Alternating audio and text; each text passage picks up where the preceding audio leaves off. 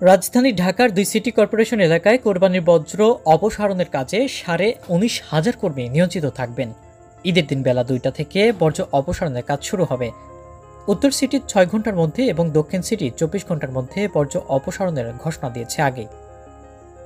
2 city corporation সূত্রে জানা যায়, ঢাকা দক্ষিণ সিটির আওতাধীন এলাকায় বজ্র অপসারণের কাজ করবেন 10,257 জন কর্মী, আর উত্তর সিটি এলাকায় এ কাজে নিয়োজিত থাকবেন 9,337 জন কর্মী।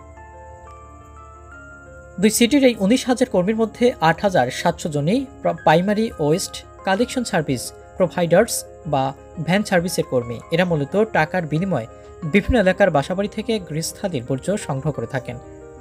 এর বাইরে প্রায় 1,200 কর্মী ওই দিনের জন্য দৈনিক মজুরি ভিত্তিতে নেওয়া হচ্ছে। বাকি 9,700 কর্মী 2 সিটিতে কাজ করা পরিচ্ছন্ন কর্মীরা।